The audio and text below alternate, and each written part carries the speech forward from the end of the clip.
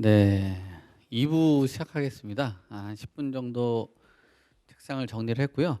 저희가 진행들 하면서 2 부보다는 3 부에 좀 더 힘을 좀 실으려고 해요. 그래서 2부 때 우리 여기 계신 분들이 오늘 주제가 "투자할 곳은 여기다."라는 이야기를 주셨으니까, 김인만 소장님은 혼자 한 40분 얘기했으니까 조금만 얘기하시고, 또는 한 1 분만 얘기하고 건너뛰고, 우리 좌측 최문서 소장님부터 해 가지고 저기 정소리 이사님까지 이야기들 본인들이 인제 그 PPT 보면서, 발제 보면서 '나는 다른 것도 괜찮은 것 같은데.' 하는 것들이 있거나 하면은 좀 설명 좀 주셨으면 좋겠어요. 최문서 소장님부터 자기소개 간단히 하고 설명들, 그 오를 곳들 투자처 말씀 주시면 될 것 같습니다. 네, 안녕하세요. 저 서울부동산 경제연구소 최문섭입니다.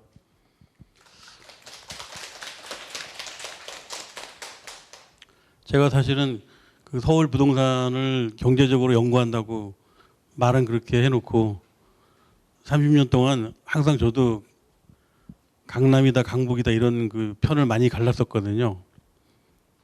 그래서 최근에 그 서울시 신통기획에서 그 모아타운이라는 것을 이제 기획을 한 거죠. 거의 그 뭐 20세대 이상 3,000평 미만으로 이제 한 구역씩 정해가지고 인허가를 내주는데, 그 이번에 이제 지난달 첫 번째로 그 강북 번동이 허가가 났습니다. 그 통과를 했는데, 그 제가 보니까 1년 반 만에 그 한 15,000평 되는 그 5개 구역이 정말 짧은 시간에 단합이 됐어요. 그래서 제가 그 여러모로 반성도 하고 돌아보는데 그 시간을 많이 보냈습니다. 그래서 오늘은 그 모아타운에 대해서 제가 현장 답사했던 그 기록들을 좀 알기 쉽게 말씀드리려고 합니다. 근데 중요한 건 서울시에서 그 창동에다가, 창동역이죠. 창동역에다가 아주 오래전부터 개발을 시행했는데 그게 가장 큰 그 뉴스가 됐었습니다. 왜냐하면 서울 전체적으로 강북에 어떤 좋은 이미지의 건물을 하나 그 등장시켜 가지고 랜드마크로 만들고 싶은 것이 이제 오세훈 시장의 어떤 그 사명감을 갖고 만든 최근 작품입니다. 근데 제가 항상 지나가다가 건물을 보면서 서울 강북에도 이렇게 좋은 건물이 있을까? 늘 63빌딩 같은 그 여의도에만 있던 건물이 서울 창동역에 생겼더라고요. 그래서 제가 일단 거기 들어가 보니까 면적은 한 20평 정도, 그 한 66제곱미터인데 실제 전용 면적은 10평 정도였어요. 근데 그 10평 정도 규모가 약 800세대 가까이 들어와 있습니다. 800세대. 근데 건물은 그 63빌딩보다 훨씬 더 훌륭했습니다. 그래서 결국은 서울 강북이 우리가 잠실에는 100층짜리 건물이 있잖아요. 63빌딩은 또 여의도에 있고, 서울 강북에는 그 시드큐브죠. 시드큐브 창동이라는 엄청난 건물이 들어섰습니다. 이번에 그 번동의 그 모아타운이 확정된 데는 그 동네 주민들이 아주 솔선수범해서 뛰어들었는데요. 일단은 서울 강북 그러면은 건물들이 크게 크지 않습니다. 그리고 그 모아타운이라는 게 아무리 그 소규모로 개발을 허용해줘도 이 집주인들끼리 잘 뭉쳐야 되거든요. 근데 다행히 창동 개발을 보면서 모든 주민들이 야, 우리도 모이면 저렇게 가능할 것이다 하는 꿈을 꾼 거죠. 그래서 직선거리로 한 1km밖에 안 됩니다. 직선거리로. 그러니까 직선거리로 서울시에서 대대적으로 서울 강남에 그 못지않은 그런 건물을 개발함으로 인해서 저는 굉장히 그 앞으로 서울 강북이 그 모아타운이라는 숙제를 가지고 대규모로 발전할 거라고 믿고 있습니다. 왜냐하면 아파트는 이제 재건축하게 되면 당연히 발전을 할 거고요.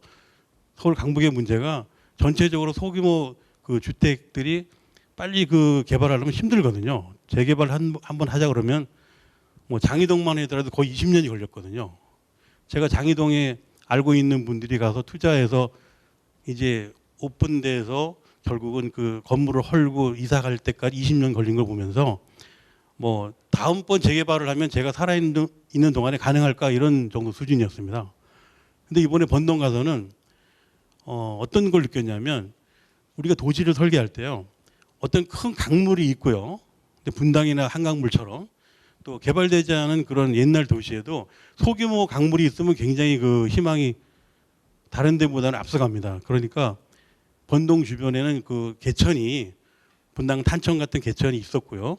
그리고 서울에서 의정부 가는 그 대로변이 있었죠. 그게 이제 도봉산로인데 그리고 주 옆에 이제 도봉산역도 있고 창동역도 가까이 있었고 여러 가지 주변 여건이 좋게 보면은 그 땅도 굉장히 그 무슨 사람처럼 팔자 같은 게 있는 것 같아요. 왜냐하면 일단 그 땅이 이치해 있는 여건이 하늘에서 보면 굉장히 잘 그 뭉칠 수밖에 없는 상황이 돼 있었어요. 그리고 강북에 있는 그 건물 주인들은 보통 뭐 30년, 40년, 50년 이렇게 서울 시내에서 어떤 개발을 그 의식을 하면서도 개발을 못하는 곳이죠. 그래서 대로변 큰 길만 이제 공사를 하고 이제 건물을 빌딩을 가지고 있다 보니까 그 주인들이 오히려 경기가 안 좋아서 그 강북 쪽에는 건물 임대료도 잘 안 나오고 또 여러 가지로 그 분위기가 또 장사가 안 되니까 이 월세도 잘 안 나오고 그래서 이 모아타운은 그 가장 큰 단점이 뭐냐면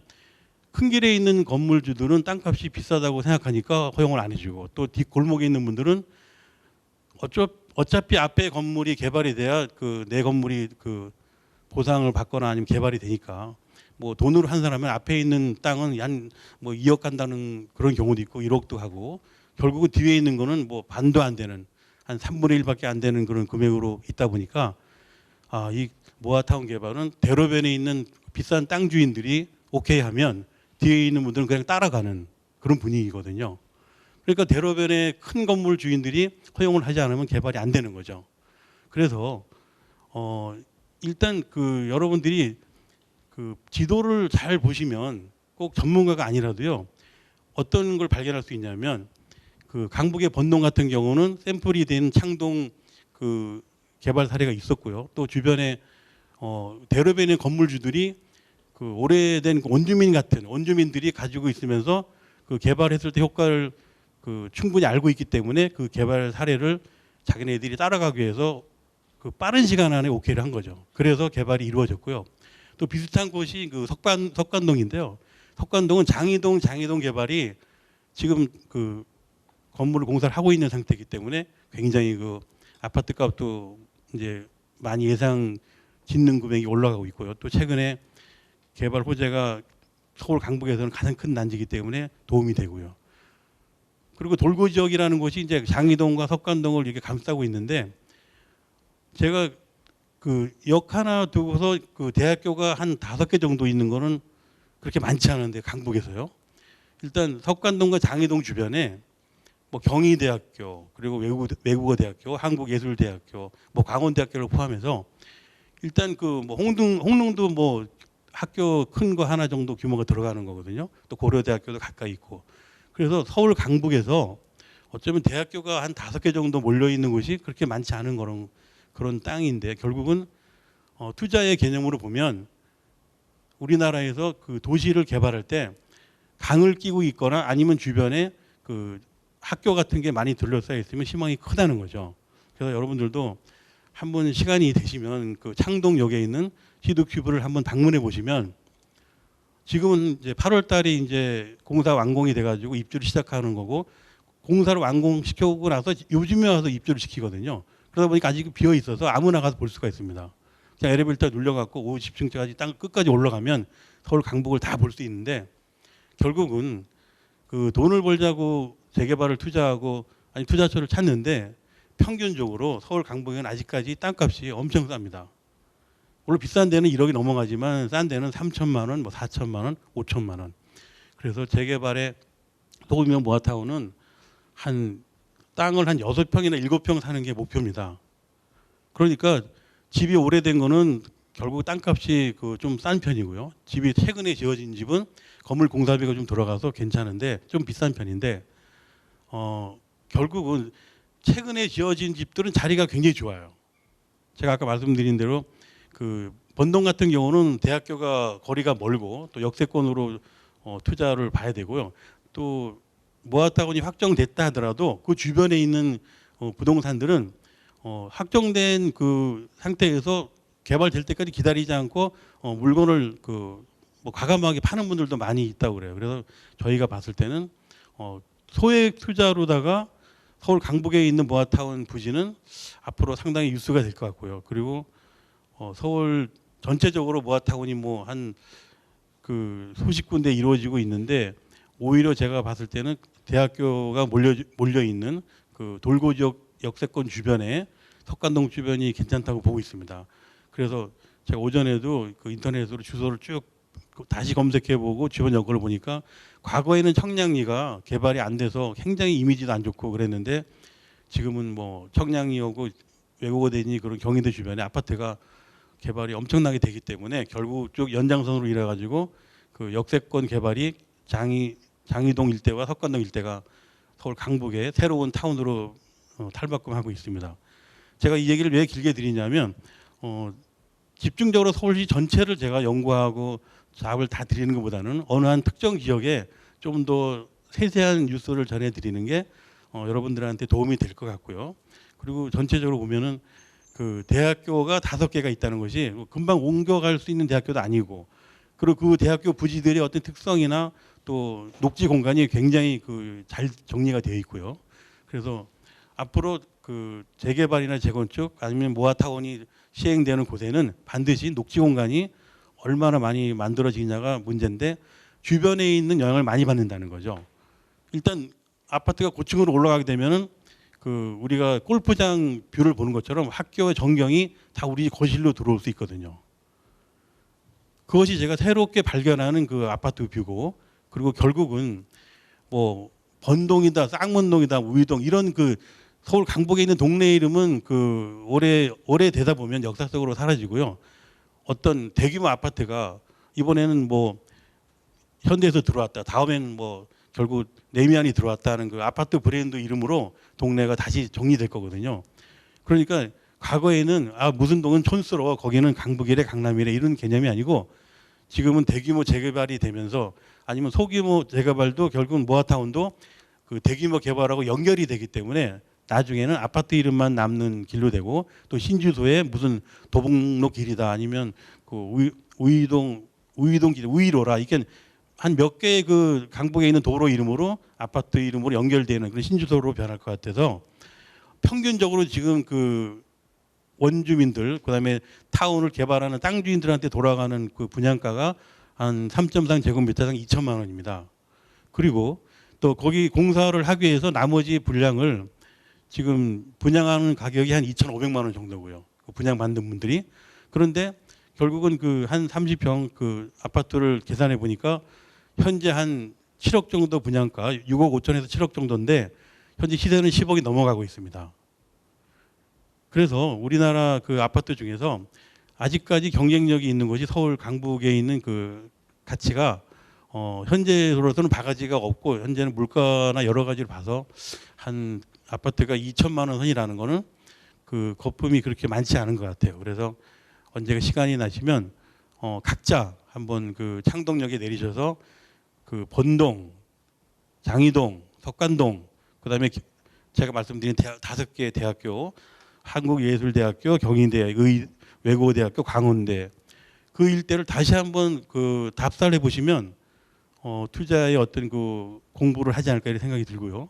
그리고 언젠가는 서울 강북도 그냥 그 소규모 개발을 계속 연결시켜서 장기적으로는 그 아파트 가격의 중심이 그 기본이 되는 중심 도시가 될 것 같은 그런 예상이 들었습니다. 하여튼 제 말씀은 여기까지고요. 여러 가지로 제가 요즘에 생각하고 있는 거는 어떻게 하면 집을 싸게 살 수 있나, 싸게 그 분양받을 수 있나 이런 요건이 모아타운이라는 곳이 이제 첫 번째 시작을 했기 때문에 앞으로는 많은 뉴스가 될 것으로 판단하고 있습니다. 감사합니다. 네, 최 소장님 강북권 말씀 주신 것 같고요. 뭐 요즘에 모아타운이 사업에 대한 속도를 빨리 낼 수 있다라는 의견을 주시는 것 같습니다. 근데 뭐 저 개인적으로는 이 모아타운이 생긴 지가 그렇게 얼마 안 되기 때문에 각자의 영향은 아닌 것 같고 전문가가 좀 필요한 그런 사안인 것 같은데 보는 좀 시각이 좀 다른 것 좀 같긴 한데 그래도 뭐 여러분들이 직접 가서 공부도 좀 하시고 하실 필요가 있다라고 생각됩니다. 뭐 좀 부족한 게 있고 그러면은 여기 전문가들 잘 활용을 하셔가지고 투자에 도움이 되었으면 좋겠습니다. 소장님 뭐 그 김만 소장님께서 예, 짧게 예, 주시죠. 예. 제가 시간 다 까먹어가지고요. 아주 짧게 이야기를 하겠습니다. 최문서 소장님 의견에 저는 적극 공감하고요. 이제 서울에서 개발할 수 있는 땅이 많이 없거든요. 서울은 개발이 끝난 도시입니다. 빈 땅이 하나도 없습니다. 유일한 빈 땅은 제가 볼 때는 여의도 그 파란 대붕 지붕집 밀어버리고 지어야 되는데 그분들이 안 가겠죠. 세종으로 가긴 간다라고 하는데 세종으로 가더라도 아마 자기 땅 안 비워놓을 겁니다. 여의도 두고 세종으로 가지 절대 비켜주진 않기 때문에 여의도 그 용산공원하고요. 두 개 개발할 수 없잖아요. 그래서 서울에서 남은 개발이 뭐가 있을까? 제가 앞서 강의할 때 이제 뭐 목동이라든지 상계동 말씀드렸는데 아파트 위주로 말씀드렸고요.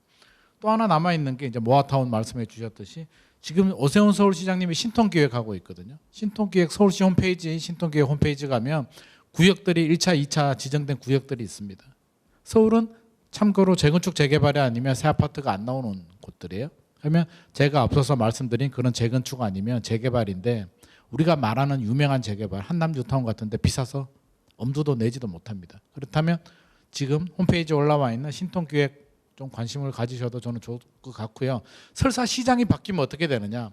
이름이 바뀔 수는 있습니다. 아마 다른 시장님이 들어오면 신통기획이 아니라 다른 이름으로 할 수도 있겠지만 그 구역들을 그 외주조서 전문기관들이 다 조사해서 선정을 하는데 그거 아니고 다른 데 개발할 데 없거든요. 그래서 좀 장기적으로 본다면 아파트가 부담스럽다면 저는 신통기획 그 후보지 중에서 내가 관심 있는 지역들 발품 좀 파신 다음에 좀 장기적으로 보고 관심을 가지셔도 좋지 않나 하는 생각이 듭니다. 저는 짧게 여기까지입니다. 네, 좋은 말씀 많이 주신 것 같습니다. 그 1부 때 얘기 많이 주셨으니까 건너고 지금 김예림 변호사님 뭐 말씀 주시면 될 것 같습니다. 네, 안녕하세요. 김예림 변호사입니다. 저는 재개발, 재건축 부동산을 많이 하고 있기 때문에 재개발, 재건축 관련해서 한번 말씀을 드려볼까 하는데요. 일단 뭐 이게 어디다 투자할까를 고민하시면 투자금이 가장 중요하시겠죠. 그래서 투자금을 많이 갖고 계시면 방금 말씀하신 누구나 좋다고 생각하는 뭐 한남동 재개발이라던가 강남 재건축 투자하시면 무조건 수익을 보는 거잖아요. 근데 이제 문제는 투자금의 한계가 있기 때문이거든요. 근데 이제 최근에 보면은 뭐 재건축 같은 것들도 공사비가 많이 오르다 보니까 수익성이 너무 떨어지고 그리고 뭐 초과이익 환수제 같은 것들도 있고 하다 보니까 좀 고민이 많으신 것 같은데 일단 조금 비교적 소액으로 투자를 하실 수 있는 거다라고 하면은 초기 재건축 단지라던가 아니면은 말씀하신 모아타운이나 뭐 신통기획이 추진이 되고 있어서 뭐 앞으로 재개발이 예정되어 있는 구역 뭐 이런 곳들을 이제 보실 수가 있을 것 같아요.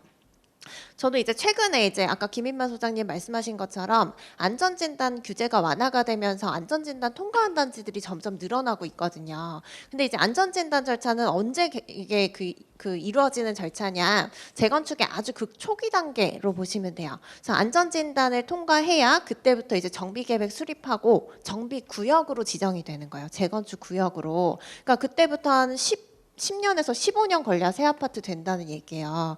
그래서 이제 초기 재건축 단지에 투자를 하신다라고 하면은 이제 수익성 분석을 굉장히 잘 하셔야 돼요. 왜냐하면은 이게 그 초기 재건축 단지라는 거는 사실 이제 정비 계획까지는 수립이 돼야 내가 이제 앞으로 조합원으로서 부담해야 될 돈이 어느 정도고 뭐 이런 것들을 구체적으로 좀 알 수 있거든요. 대략적으로라도. 근데 이제 안전진단 막 통과한 단지들은 이런 것들을 구체적으로 내가 파악하기가 너무 어려워요. 그러다 보니까 재건축에 대한 기대감 때문에 오히려 굉장히 고평가된 사례들이 많다라고 보여지거든요. 근데 이제 최근에 보면은 뭐 분양가도 같이 오르기는 하겠지만 공사비 같은 것들이 너무 올랐거든요. 그렇게 되면은 이제 재건축을 하면 수익성이 많이 떨어지고 추가 분담금을 많이 내야 되는 단지들도 상당히 많을 수 있다. 그리고 이 재건축 수익성을 보실 때는 대표적으로 이제 용적률과 대지 지분을 보시면 되는데 대지 지분은 뭐 클수록 좋고 용적률은 낮을수록 좋은데 소형 평형으로 또 많이 구성이 되어 있다. 이런 곳들은 또 수익성이 많이 안 좋을 수가 있는 부분들이 있어서 그래서 초기 재건축 단지에 들어가시려고 하면 주변 시세랑 좀 잘 비교를 해보셔야 되고, 그리고 그 재건축 수익성 자체를 좀 어느 정도는 좀 가늠해보고 들어가시는 걸 좀 추천을 드리고 싶어요.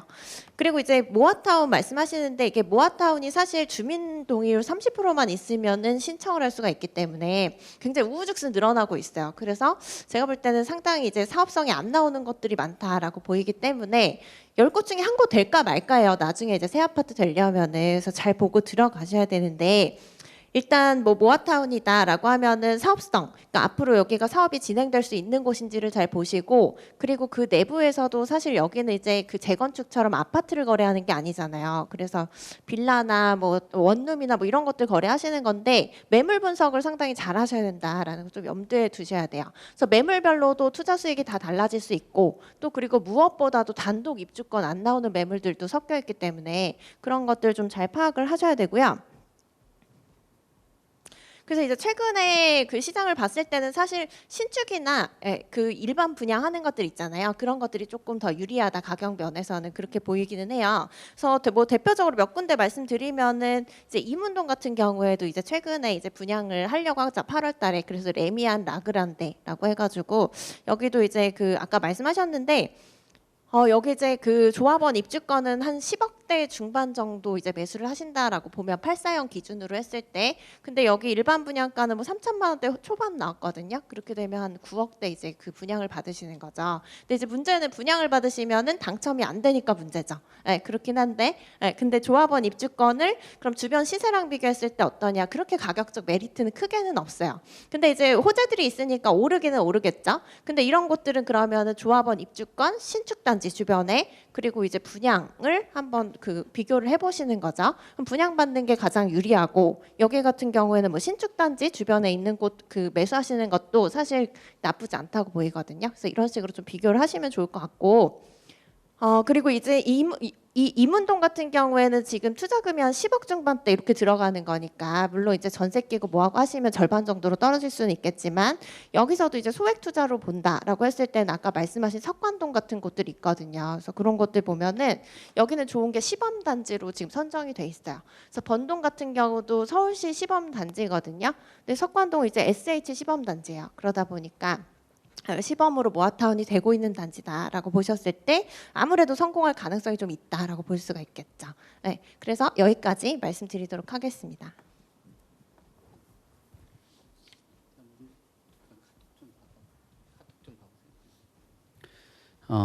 김 변호사님께서 그 모아타운 관련돼 가지고 말씀 주신 것 같아요. 뭐 10곳 중에 한 곳 어렵다라고 이야기 주신 것 같습니다.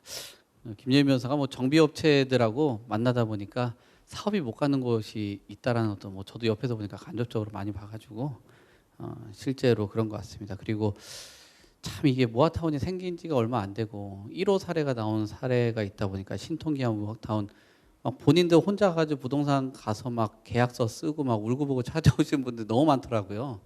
그러니까 이게 혼자만의 영역은 아니다라는 게 진짜 어려운 재개발 재건축 아파트 사고 파는 거하고는 좀 난이도가 다르기 때문에 충분히 고민을 하시면서, 사실 뭐 임장 활동도 중요하지만 수익성 분석을 가장 중요하게 해야 되는 분야 중에 하나다라고 말씀을 드리겠습니다.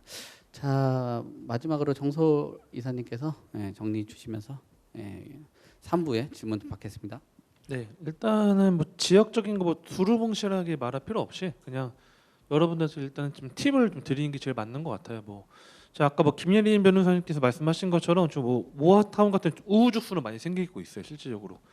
뭐 어디 뭐 지역 내 부동산 가면 다 모아타운이다, 모아타운이다 하는데 실제 좀 이거 냉정하게 좀 평가를 해야 될 필요가 있고, 뭐 여러분들이 뭐 직접적으로 뭐 내가 괜찮다 생각해도 실제적으로 성공하지 못하는 사례가 분명히 나올 겁니다. 왜 그러냐면 지금 자양사동 같은 경우는 위치 좋죠.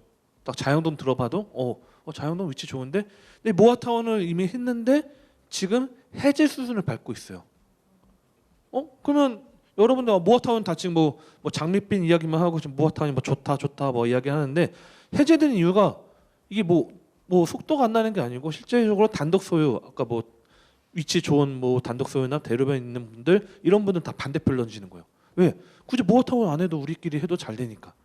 그러면 기존에 뭐 신축이나 그런 갖고 있는 분들은 찬성파니까 이게 지금 마찰을 뭐 시위도 하고 있고 뭐 그렇게 이제 한다고 계획을 하고 있는데 실제 저는 모아타운이라는 게 우리가 지금 너무 쉽게 생각하는 것보다는 좀 꼼꼼하게 뭐 냉철하게 좀 봐야 되고 그게 안 된다면 진짜 뭐 권리 분석이 필요하거나 아니면 전문가 도움을 받아야 된다고 좀 생각을 하고 있고요. 아니면 제가 뭐 팁을 드린다고 말씀드렸던 건 뭐냐면 서울에 뭐 우리가 도봉도 있죠, 강서도 있죠, 어디 뭐 저기 우리 천호동 있는 지역도 있죠, 뭐 지금 뭐 다양하게 신림도 봉천도 다 모아타운 이야기를 하는데 실제 재건축이 하는 지역들이 있죠. 재건축이 하는 지역에 인근 지역을 눈여보시는 것도 괜찮다. 무슨 말이냐면 예를 들어서 아까 뭐 석관동 이야기를 많이 하는데 자 제가 석관동이라는 그림만 갔을 때는 저는 뭐 모아타운이 뭐 좋다 안 좋다 말씀드리기는 어려운데 그 바로 도로 바로 건너편에 장이 뉴타운이 지금 성공적으로 어쨌든 해내고 있죠. 그러면 그 인근 지역도 어느 정도 가치가 상승할 수 있기 때문에 재개발이 안 되더라도 모아타운이라도 해서 어느 정도 성공률을 올릴 수 있다.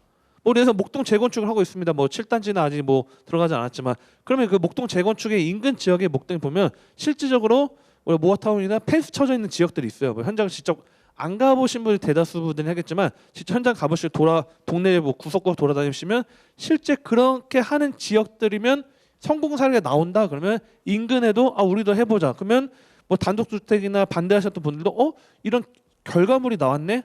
우리도 가능하겠네.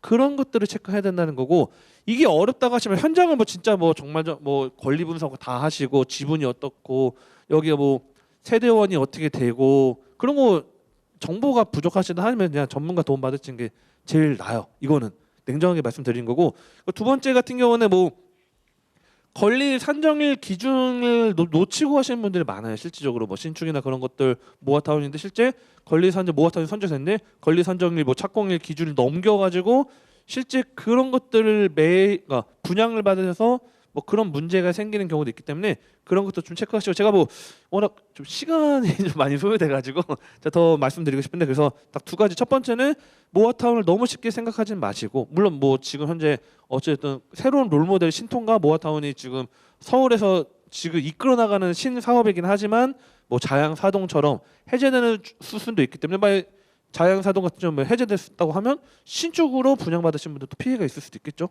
기대하고 했는데 그런 것들이 있기 때문에 좀 전문가 도움을 받으시는 게 중요하고 두 번째 같은 경우는 이왕 만약에 내가 한다면 이미 결과물이 나온 재건축이나 또는 모아타운을 이제 시작한 결과물이 안 나왔더라도 재건축이 어느 정도 진행되거나 나왔던 지역 인근에 노후화된 지역을 눈여보시는 것도 괜찮다.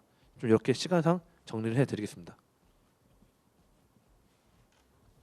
첨언하실 분, 네.